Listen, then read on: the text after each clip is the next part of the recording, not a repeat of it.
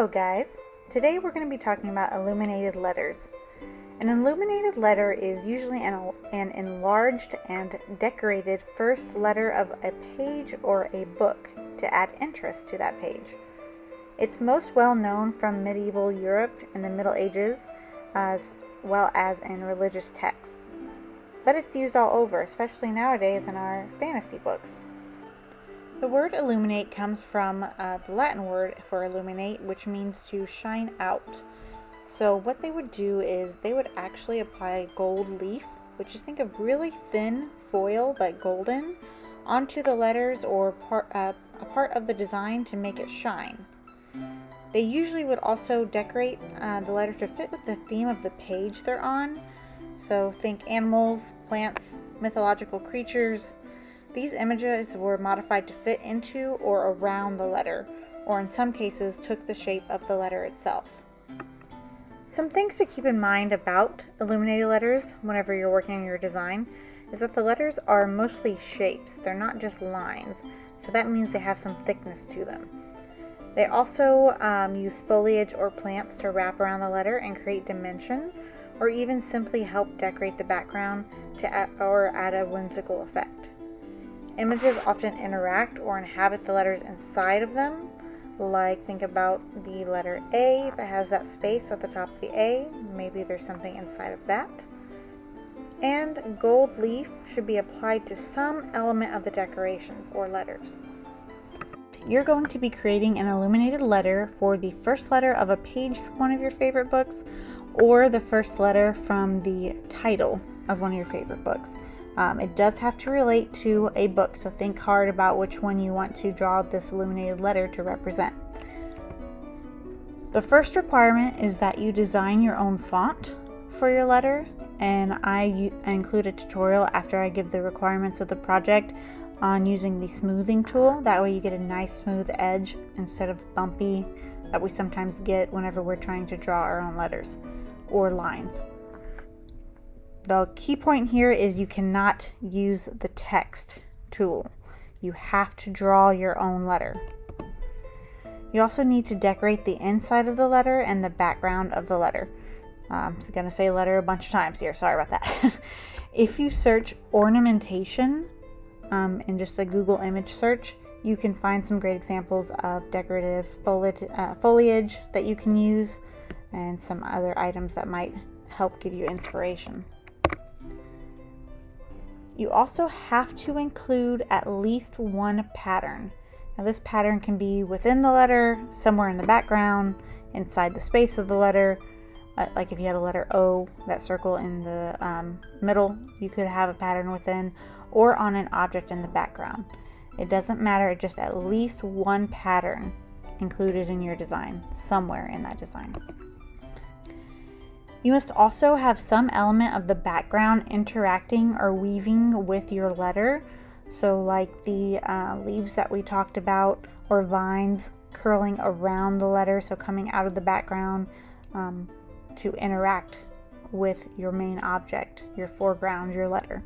You must have some sort of interaction. And you also must have a golden element. So the letter is either golden, or pieces of the background, or objects in your background. Something has to be golden. And I'm going to show you as well after these requirements how to do that. And lastly, you have to hint at the content of the page that you're working from or the book that you're working from. So you need to use some sort of imagery that helps explain what's going to come, what's the theme of the book. So for example, Harry Potter, that's one that most people know. Maybe if you had an H, you had a broomstick, because there's magic involved and they fly on broomsticks. So a broomstick was part of your imagery. That hints at the content of the book. I also want you to create a border. So it doesn't have to literally be a border. You could do some sort of solid rectangular background. I just want your letter to be enclosed in something, whether that's a solid color, an actual border you design out of leaves, or whatever your idea may be. But it does need to be enclosed in a rectangle or square type shape. You're going to create a custom sized 10 by 10 inches with 300 pixels resolution. Change that from pixels to inches if it's not, and update that from 72 to 300 pixels per inch, and then click create. So for yours, you're going to fill up the entire space with your letter. So imagine that you're doing a letter A. You want your A to be nice and big, taking up the space, okay? But I'm going to do several letters just to give you an example as we're going along. So the very first thing you need to do before anything else is add a new layer. Do not draw your letter directly onto that background layer. Do it on a new layer every single time. So whenever I do each of my letters, I'm going to have them each on a new layer. Do not forget that. Okay, so I'm picking a random color for my first letter, and I actually found that I liked this wet media brush, Ultimate Inking Thick and Thin, to create a kind of calligraphy look if you want a very organic type of letter.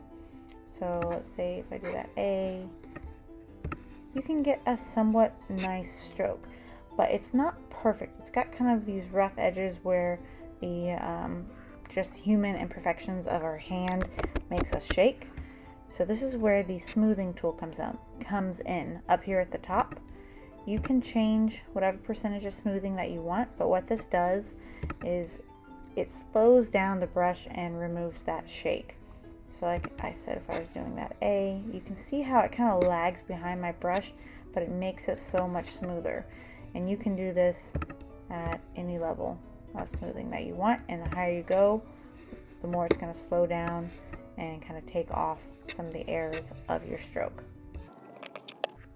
This doesn't matter until later, but you have to think ahead. So if you are going to want your entire letter to not only be gold, but to have a beveled look, so kind of 3D look, you're going to want to start with a yellow or yellowy orange kind of color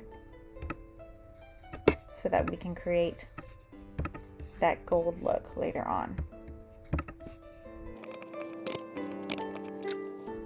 Let's say you don't want this organic look, you want something more geometric. On your new layer for your letter, you can use the pen tool. Now you could just, in theory, hold down the shift key and try and get your lines straight and match them up to make your letter. Notice I'm on shape and I have it filled in. I don't have a border, but if you wanted a border, you could add one to the stroke. But I know we've got a lot of perfectionists here, so I'm going to recommend you go to View. Where is it? Show, View, and then Show, and Grid. And this can help you make the perfectly sized and shaped letter. So let's imagine I want to do a letter T.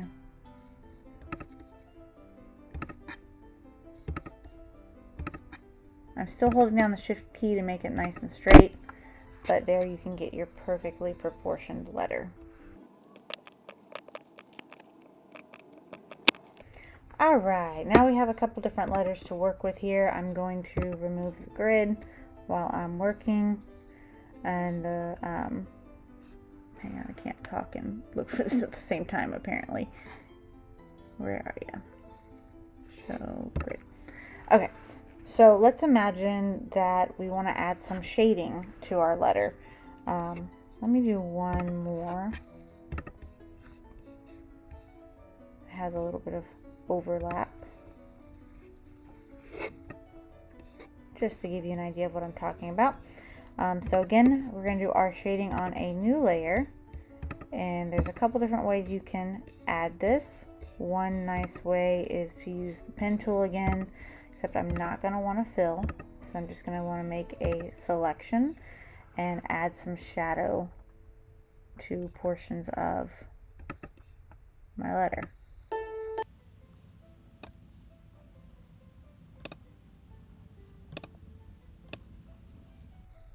Okay. right click, make selection. Okay, and then you can use your paintbrush. I'm going to go back to a soft round, turn down the opacity, and get a dark shadow color that I want. And make sure you're on your correct layer.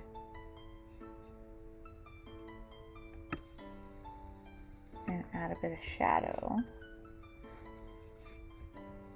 I'm going to do that to the other side as well. Where's my pen tool?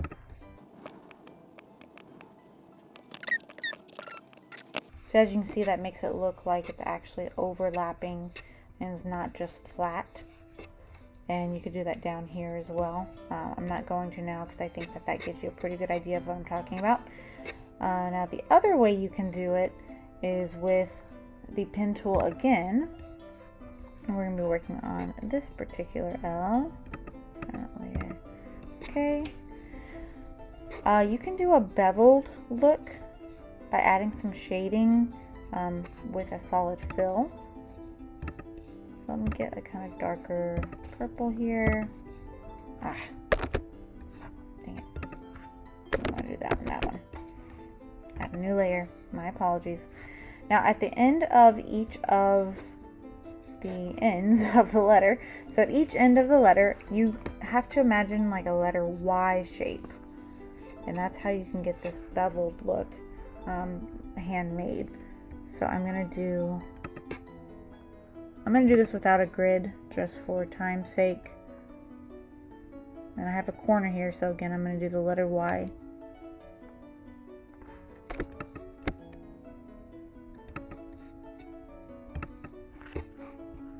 And I want to fill it with that darker purple. Very good. Okay. I'm going to use the pen tool again. Oops.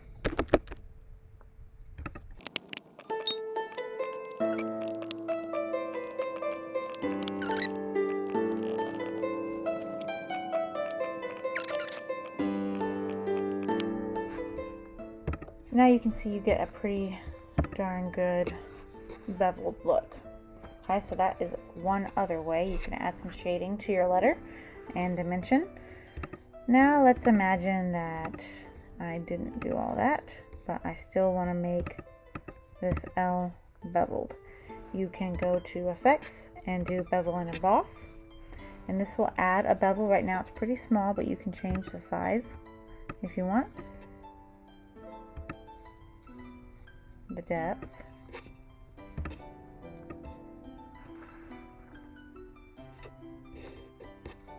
Direction.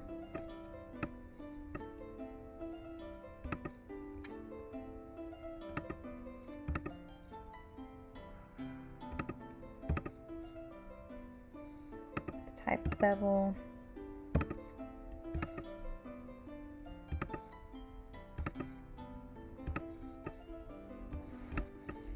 All sorts of stuff. And you can create that dimension that way. Okay. Now that is actually the same tool we're going to use to create a golden effect. So remember I said that we wanted to start with that gold or yellow color to create a 3D golden effect. So make sure you're on that layer, go to Effects, Bevel and Emboss. This already looks pretty golden. I don't really want that. I want it to be a little bit softer, a little bit rounder, a lot less depth.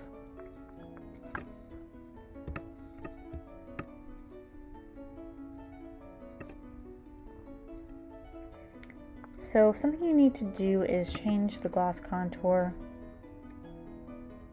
to ring. There we go. Now we're getting that bright golden highlights. And you can play with the different colors and vibrance of this stuff.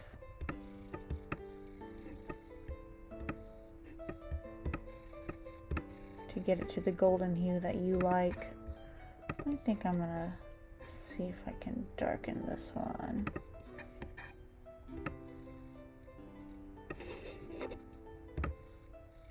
Ugh. You know what? No, it's better like that. And if you start out with different yellows, little orangier yellows give you more of that deep golden look. You could even do like a rose gold, theoretically. I haven't tried it, but I would assume why not. Okay. Now one other method I want to show you for making this golden is a foil leaf method. So this is if you don't want the beveled, the kind of 3D look to your letter. You want it to be flat and look like you applied a gold leaf, that gold foil, straight onto it like they did back in the day. What you want to do to apply a foil leaf, there's a way to make it on your own, but it's more complicated. Not that much more, but it's more work. I prefer just to go and search for gold foil and make sure you find a pretty large file so you have quality, a quality image, and place it in here.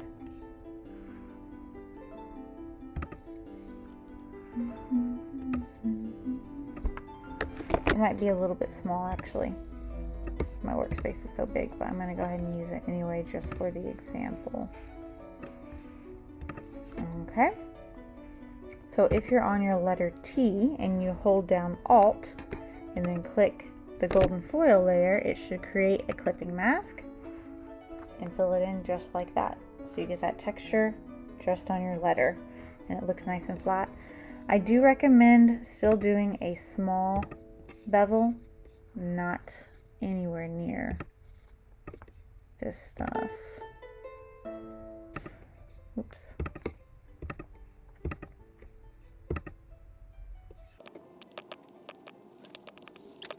Could add a little bit more so that it doesn't look so chopped off. Looks a little more natural. But you just have to play around with the different effects to get what you want. Don't forget, you could choose one small piece to either do the foil or the beveled golden effect on. So let's take a look at our A. Oops, cancel. I'm going to pull it up to the top here. So let's say I don't want my entire letter to be gold. I just want a little bit. Or you could think about if you wanted maybe some ornamentation that you've picked out to be gold. In this case, I'm going to create this gold band. I'll change the fill to my yellow. Very good. You can apply the effect to just that one little bit.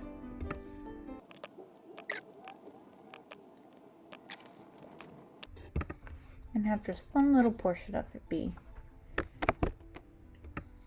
what you're looking for.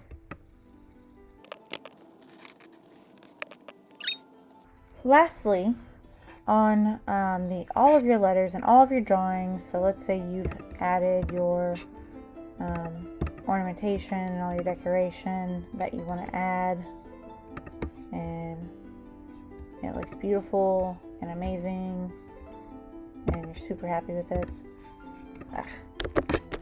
Hang on, I just wanted to have some example here.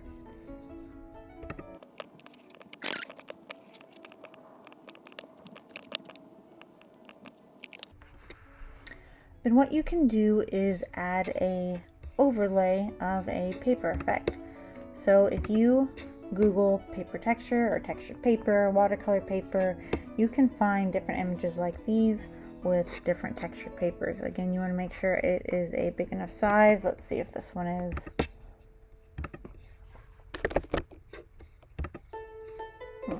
It's not very good. So you're going to want one that's bigger than that, so it has a higher quality. But I'm going to use this just as an example for now, so you can see it.